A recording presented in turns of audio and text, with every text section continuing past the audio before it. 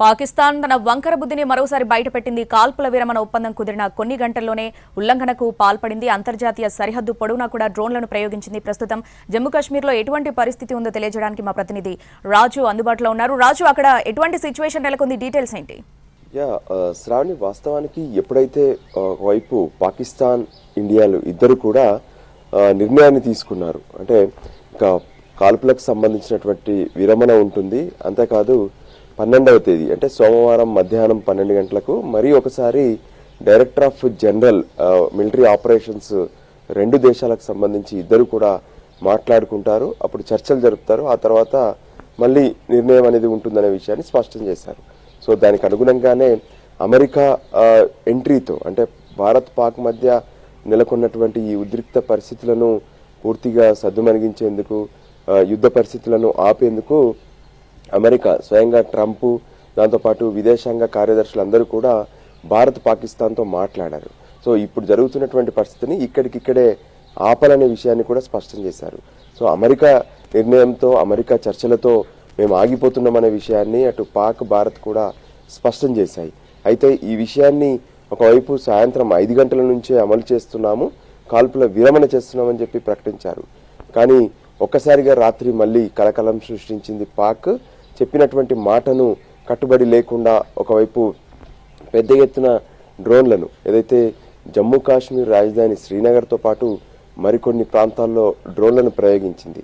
అయితే డ్రోన్లను భారత ఎయిర్ వ్యవస్థ, డిఫెన్స్ సిస్టమ్ వెంటనే నిర్వీర్యం చేసినప్పటికీ కూడా పాకిస్తాన్ పూర్తిగా ఏదైతే ఇచ్చినటువంటి మాటకు కట్టుబడి ఉండకుండా కాల్పుల విరమణను ఉల్లంఘించిందనే విషయాన్ని స్వయంగా మళ్ళీ ఏదైతే విదేశాంగ కార్యదర్శి మిస్రీ కూడా అధికారికంగా ప్రకటన చేశారు. ఎప్పుడైతే పాకిస్తాన్ ఇటువంటి నిర్ణయం తీసుకుందో, ఏ విధంగానైతే మళ్ళీ అంటే కాల్పుల విరమణను నిర్ణయం తీసుకున్నాము, కాల్పులను విరమించట్లేదు, విరమిస్తున్నామని చెప్పి మళ్ళీ విరమించకుండా ఏ విధంగానైతే కాల్పుల ప్రయత్నం చేసిందో, ఖచ్చితంగా భారత బలగాలకు కూడా పూర్తి స్థాయిలో ఆదేశాలు ఇచ్చాము, ఎదుర్కొనేందుకు భారత బలగాలు సైతం పూర్తి స్థాయి స్వేచ్ఛనిచ్చామనే విషయాన్ని కేంద్ర ప్రభుత్వం ప్రకటించింది. సో దానికి అనుగుణంగానే ఎక్కడికక్కడ పాకిస్తాన్ ఆర్మీ చేస్తున్నటువంటి దుశ్చర్యలను అడ్డుకునే ప్రయత్నం చేశారు. శ్రీనగర్తో పాటు అనంతనాగ్, మరోవైపు పూంచ్, ఇతర ప్రాంతాల్లో కూడా ఎక్కడికక్కడ పాకిస్తాన్ పంపించినటువంటి డ్రోన్లను నిర్వీర్యం చేశారు. ఇక అదే సమయంలో కొంత బార్డర్ పరిస్థితుల వద్ద కూడా ఉద్రిక్తంగా కనిపించింది.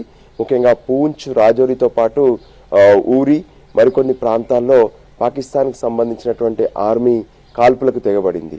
దానికి కూడా భారత ఆర్మీ ఎదురు కాల్పులతో వాళ్లకు ధీటుగా జవాబిచ్చింది.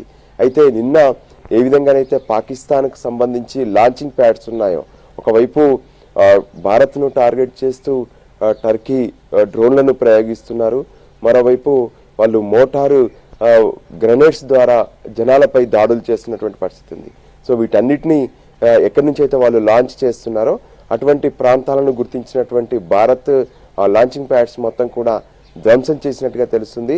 మొత్తానికి రెండు దేశాల మధ్య ఉన్నటువంటి ఉద్రిక్త పరిస్థితులు ప్రశాంతంగా మారుతున్నాయి.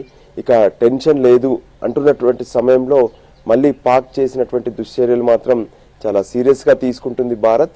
అదే సమయంలో విషయాలన్నింటినీ కూడా వెంటనే అమెరికా కార్యదర్శి కూడా పూర్తిగా వివరించారు. మరోవైపు ప్రధానమంత్రి నరేంద్ర మోడీ సైతం రాత్రి ఉన్నత స్థాయి సమీక్ష నిర్వహించారు. సో పాక్ ఏ విధంగానైతే కాల్పుల విరమణ చేస్తున్నామంటూ, అంటే కాల్పులు జరుపుతున్నటువంటి క్రమంలో ప్రతి ఒక్కరు కూడా అలర్ట్ గా ఉంటారు, ఖచ్చితంగా సేఫ్ గా ఉంటారు. కానీ విరమించారని చెప్పి కొందరు ఎవరైతే రిలాక్స్ అవుతారో వాళ్ళు మాత్రం ఖచ్చితంగా మరింత మూల్యం చెల్లించుకోవాల్సి ఉంటుంది. సో ఆ పరిస్థితుల్లో పాక్ ఇటువంటి నిర్ణయం ఎందుకు తీసుకుంది, ఎందుకు మళ్ళీ కాల్పులు జరిపింది అంటూ కూడా పాక్ గట్టి వార్నింగ్ ఇచ్చారు.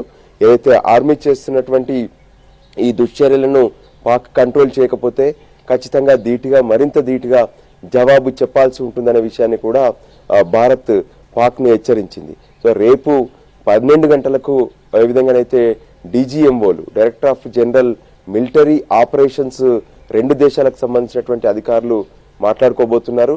సో అప్పటి వరకు ఈ రోజు రాత్రి ఎలా ఉంటుంది, ఈ డే టైం అంతా ఎలా ఉంటుంది అనేది కూడా చాలా కీలకంగా కనిపిస్తుంది. ఎందుకంటే కాల్పులను విరమిస్తున్నామని చెప్పి ప్రకటించి ఆ తర్వాత చేసినటువంటి ఈ అనౌన్స్మెంట్ మాత్రం ఖచ్చితంగా ఒకవైపు ప్రజలందరినీ, తర్వాత భారతం కూడా ఇబ్బంది పెట్టినటువంటి పరిస్థితి కనిపిస్తుంది. సో ఈ విషయం పైన మరి అమెరికా కూడా ఎలా స్పందిస్తుందో చూడాలి. అయితే పాక్ దీని విషయంలో కొంత అబద్ధపు మాటలు చెప్పే ప్రయత్నం చేసింది. పాక్ ప్రధాని ఏదైతే కాల్పుల విరమణకు సంబంధించినటువంటి ఉల్లంఘన తర్వాత భారత్ చేసినటువంటి ప్రకటన తర్వాత ఆయన కూడా మాట్లాడారు. అయితే ఇదంతా కూడా మేమే నష్టపోయాము, అయినప్పటికీ కూడా పాకిస్తాన్ జవాన్లు పూర్తి స్థాయిలో ధైర్యాన్ని చూపించి భారత్ను ఎదుర్కొంటున్నారనే విషయాన్ని ఆయన స్పష్టం చేశారు. కానీ భారత ప్రభుత్వం మాత్రం స్పష్టంగా ఒక అధికారికమైనటువంటి ప్రకటన చేసింది. పాకిస్తాన్ కాల్పుల విరమణకు సంబంధించినటువంటి నిర్ణయం పైన ఉల్లంఘించింది. ఈ విషయంలో వెంటనే పాక్ చర్యలు తీసుకోకపోతే ధీటుగా జవాబు చెప్తామంటున్నారు.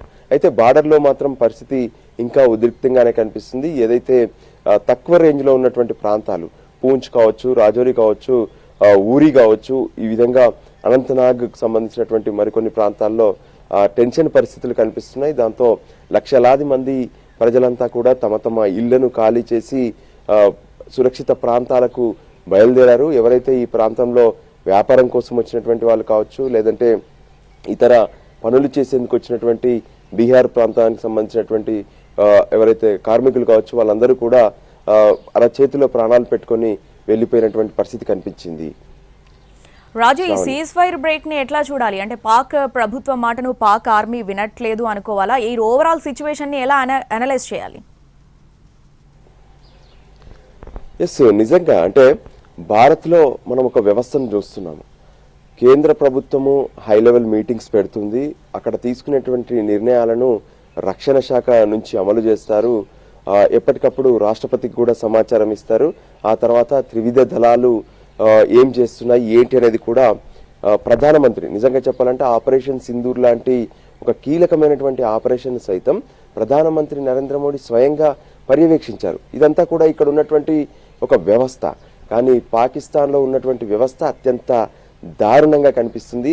ఎందుకంటే ప్రధానమంత్రి కావచ్చు, అక్కడ ఉన్నటువంటి ప్రభుత్వం ఇచ్చేటటువంటి ఆదేశాలను ఆర్మీ పట్టించుకున్నటువంటి దాఖలాలు కనిపించట్లేదు. వాస్తవానికి ఆర్మీ మాదే అప్పర్ హ్యాండ్ అనే పరిస్థితులు పాకిస్తాన్లో చాలాసార్లు చూసాం. సో ఇప్పుడు కూడా పాకిస్తాన్ ప్రభుత్వం చెప్పేటటువంటి ఆదేశాలను పాకిస్తాన్కి సంబంధించినటువంటి ఆర్మీ పాటించట్లేదు. అయినప్పటికీ కూడా వాళ్ళతో ఈ సీజ్ ఫైర్ను ఏదైతే కాల్పుల నిర్ణయాన్ని, అంటే కాల్పుల విరమణకు సంబంధించినటువంటి నిర్ణయాన్ని అమలు చేసే దిశగా ఒత్తిడి చేస్తుంది ప్రభుత్వం. సో మరి దానికి సంబంధించి ఎంత మేర ఒత్తిడి చేసి సక్సెస్ అవుతారు, లేదంటే భారత్ చేసేటటువంటి ఎదురు దాడిని మాత్రం ఇక పాకిస్తాన్ తట్టుకోలేదనే విషయాన్ని కూడా ఇప్పటికే భారత్ స్పష్టంగా చెప్తుంది. సో పూర్తి స్థాయిలో భారత్ కనుక విజృంభిస్తే పాకిస్తాన్ పై తిరుగులేని దాడి ఉంటుందనే విషయాన్ని కూడా ఇప్పటికే స్పష్టం చేస్తున్నారు. సో దానికి అనుగుణంగా పాక్ ప్రధానమంత్రికి స్పష్టమైనటువంటి ఆదేశాలు ఇచ్చారు. వెంటనే ఆర్మీ చేస్తున్నటువంటి దుశ్చర్యలను నిలువరించాలనే విషయాన్ని కూడా స్పష్టం చేశారు. శ్రావణి, రాజు, పాక్ ఒక సైకలాజికల్ గేమ్ ప్లే చేసింది అనుకోవచ్చా? అంటే సీజ్ ఫైర్ ప్రకటించిన వెంటనే రెస్ట్ మోడ్ లోకి వెళ్తారు, రిలాక్స్ అవుతారు, కాబట్టి మళ్ళీ వెంటనే అటాక్ చేయొచ్చు అనే ఒక ధోరణితో ఇలా వ్యవహరించింది అనుకోవచ్చా? వాస్తవానికి ఇటువంటివి యుద్ధం సమయంలో జరుగుతూ ఉంటాయి. అది భారత త్రివిధ దళాలకు తెలుసు. అదే సమయంలో ప్రతి ఒక్కరు కూడా ఎక్స్పెక్ట్ చేశారు. అంటే కొంతమంది ప్రజలు రిలాక్స్ అయ్యారు, కానీ మన త్రివిధ దళాలు ఎక్కడా కూడా రిలాక్స్ కాలేదు. వాస్తవానికి చెప్పాలంటే నిన్న ఎప్పుడైతే ఈ నిర్ణయం జరిగిందో మనం కూడా ఇదే ఎక్స్పెక్ట్ చేస్తూ నాకు అప్పుడే చెప్పాను, ఏదైతే ఇప్పుడు పాకిస్తాన్ ఇచ్చినటువంటి మాట అమలవుతుందా లేదా అనేది రాత్రి తెలుస్తుందనే విషయాన్ని మనం అప్పుడే మాట్లాడుకున్నాము. సో దానికి అనుగుణంగానే భారత త్రివిధ దళాలు సైతం ఎక్కడ పూర్తి స్థాయి అప్రమత్తంతోనే ఉన్నాయి. ఎందుకంటే శత్రుదేశమైనటువంటి పాకిస్తాన్ చెప్పేటటువంటి మాటలను అంత సులువుగా ఎవరూ నమ్మలేరు. అందులో భాగంగానే వాళ్ళు ప్రయోగించినటువంటి డ్రోన్స్ ను నిర్వీర్యం చేయడమే కాకుండా మరో పక్క బార్డర్లో సైతం ఎక్కడికక్కడ ఆర్మీ పూర్తి స్థాయిలో పాకిస్తాన్ ఆర్మీ చేస్తున్నటువంటి దాడులను ఎదుర్కొనే ప్రయత్నం చేసింది. అయితే ముఖ్యంగా చెప్పాలంటే బ్లాక్అవుట్ ను కూడా రాత్రి కంటిన్యూ చేశాం. వాస్తవానికి బ్లాక్అవుట్ ఎత్తివేస్తున్నామని చెప్పి మొదట అనుకున్నప్పటికీ పాక్ ఎప్పుడైతే మళ్ళీ డ్రోన్లను ప్రయోగించిందో దాంతో శ్రీనగర్, అమృత్సర్, ఏదైతే ఇతర జైసల్మేర్ కావచ్చు, మరోవైపు ఇతర పట్టణాలు కావచ్చు, జమ్మూ కాశ్మీర్లో ఉన్నటువంటి కీలక ప్రాంతాలే కాకుండా జమ్మూ కాశ్మీర్ మొత్తం కూడా బ్లాక్అవుట్ ను ప్రకటించారు. రాత్రంతా కూడా చీకట్లోనే జమ్మూ కాశ్మీర్ మొత్తం కూడా ఉంది. సో ఫైనల్ గా ఏ విధంగానైతే పాక్ చేసేటటువంటి దాడులను తిప్పికొట్టేందుకు పాక్ మనం దొరకకుండా పూర్తిగా చీకట్లో ఉంటే వాళ్ళు టార్గెట్ చేయరనే విషయాన్ని కూడా స్పష్టంగా మనం రాత్రంతా కూడా ఫాలో అయ్యాం. ఇప్పుడిప్పుడే తెల్లారుతుంది. సో ఇక మళ్ళీ కేంద్ర ప్రభుత్వం ఎటువంటి అనౌన్స్మెంట్ చేస్తుంది, అధికారిక ప్రకటన చేస్తుంది, దానికి అనుగుణంగా పాక్ ఏ విధంగా స్పందిస్తుంది అనేది చూడాలి. కొంత రాత్రిళ్ళు ఈ దాడులు జరుగుతున్నప్పటికీ కూడా డే టైంలో రిలాక్స్డ్ గా కనిపిస్తుంది, అంటే కొంత రిలీఫ్ గా ఉంటుంది. మళ్ళీ ఈ రోజు రాత్రి మరి పాకిస్తాన్ ఈ రోజైనా కనీసం ఏ విధంగానైతే కాల్పుల ఒప్పందం పైన కాల్పుల విరమణకు సంబంధించినటువంటి ఒప్పందం పైన జరిగినటువంటి నిర్ణయాన్ని అమలు చేస్తారా, లేదంటే మళ్ళీ ఈ రోజు కూడా బ్రేక్ చేస్తారా అనేది తెలుస్తుంది. సో ఫైనల్ గా మాత్రం కొంత ఉద్రిక్త పరిస్థితులు చల్లారుతున్నాయి అంటున్నటువంటి క్రమంలో వెంటనే మళ్ళీ పాక్ దుశ్చర్యలకు పాల్పడింది. రాజు, ఈ సీజ్ ఫైర్ బ్రేక్ తర్వాత ప్రజెంట్ సరిహద్దు ప్రాంతాల్లో ఎటువంటి సిచ్యువేషన్ నెలకొంది అండ్ ఎక్కడెక్కడ దాడులు జరిగాయి, అసలు ఎన్ని గంటల వరకు ఈ అటాక్స్ జరుగుతూనే ఉన్నాయి? మొదట మాత్రం ఏదైతే సీజ్ ఫైర్ ఉల్లంఘన జరిగింది మొదట శ్రీనగర్ లో కనిపించింది, ఆ తర్వాత ఇతర బార్డర్ ప్రాంతాల్లో కూడా కనిపించింది. వాస్తవానికి గత 3-4 రోజులుగా ఉన్నటువంటి పరిస్థితి, ఎప్పుడైతే ఆపరేషన్ సింధూర్ పేరుతో భారత దళాలు వెళ్లి 9 పాకిస్తాన్లో ఉన్నటువంటి ఉగ్రస్థానాలపైన, అందులో 5 ఏవైతే పాక్ ఆక్రమిత కాశ్మీర్లో ఉన్నాయి, 4 పాకిస్తాన్లో ఉన్నాయి, వాటన్నిటిని కూడా కూల్చివేశారు. వాటిపైన మిసైల్స్ వేసి ఆ స్థావరాలను నాశనం చేశారు. సో అప్పటి నుంచి పాకిస్తాన్ భారత్ పైన దాడులకు తెగబడింది. అప్పుడు భారత్ ఒకటే ప్రకటన చేసింది, అంటే మేము పాకిస్తాన్లో ఉన్నటువంటి ఆర్మీని ఎక్కడ డిస్టర్బ్ చేయలేదు, వాళ్ళపైన దాడులు చేయలేదు, సాధారణ ప్రజలను కూడా ఎక్కడ మేము ఇబ్బంది పెట్టలేదు, ఉద్రిక్త పరిస్థితులు లేకుండానే అనుకున్నటువంటి లక్ష్యాలను మాత్రమే టార్గెట్ చేశామని చెప్పారు. అయినప్పటికీ కూడా పాకిస్తాన్ ఒకవైపు భారత్ పై దాడులు చేసే ప్రయత్నం చేసింది, బార్డర్లో ఉన్నటువంటి పలు ప్రాంతాలను టార్గెట్ చేస్తూ సాధారణ ప్రజలపైన కూడా దాడులు చేశారు, ఆర్మీ పైన దాడులు చేసినటువంటి పరిస్థితి కనిపించింది. సో సీజ్ ఫైర్ ఉల్లంఘన జరిగినంత మాత్రాన ఏదైతే మేము సిద్ధంగా ఉన్నాము అంటూనే కొంత పాక్ అబద్ధపు మాటలు చెప్తూ ప్రజలను మభ్యపెట్టే ప్రయత్నం చేసింది. ఇప్పుడు ఏకంగా ప్రపంచాన్ని మభ్యపెట్టే ప్రయత్నం చేసింది. ఖచ్చితంగా ఇది ప్రపంచం దేశాల దృష్టికి తీసుకెళ్తూనే ఉంది భారత్ ఎప్పటికప్పుడు. ఏ విధంగానైతే ఉగ్రవాదులను తయారు చేస్తూ భారత్ పైకి పంపించడం, ఆ తర్వాత పాకిస్తాన్ ఆర్మీ కూడా ఇప్పుడు భారత్ లో ఉన్నటువంటి సాధారణ ప్రజలపైన డ్రోన్లు విసరడము, లేదంటే ఏ విధంగా ప్రయత్నాలు చేస్తున్నారు. ఇప్పటి వరకు ఈ 2-3 రోజుల్లో వందలాది డ్రోన్లను భారత్ పైకి పంపించింది పాక్. అయినప్పటికీ అవి కూడా ఎక్కడ పేలినటువంటి పరిస్థితి కనిపించలేదు. పైగా వాటన్నిటినీ మన రక్షణ వ్యవస్థ డిఫ్యూజ్ చేసినటువంటి పరిస్థితి కనిపించింది.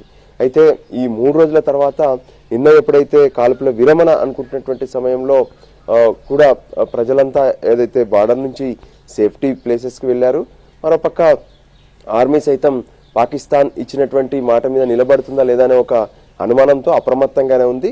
అదే స్థాయిలో త్రివిధ దళాలు పూర్తి స్థాయిలో ఎదుర్కొన్నాయి. భారత ప్రభుత్వం సైతం అధికారిక ప్రకటనలో ఇదే విషయాన్ని స్పష్టం చేశారు. ఏదైనా పాకిస్తాన్ ఇప్పుడు ఇచ్చినటువంటి కాల్పుల ఉల్లంఘనకు సంబంధించినటువంటి విషయంలో వెంటనే చర్యలు తీసుకోవాలి, లేదంటే ప్రతిఘటన మరింత తీవ్ర స్థాయిలో ఎదుర్కోవాల్సి ఉంటుందని అధికారిక ప్రకటన చేశారు.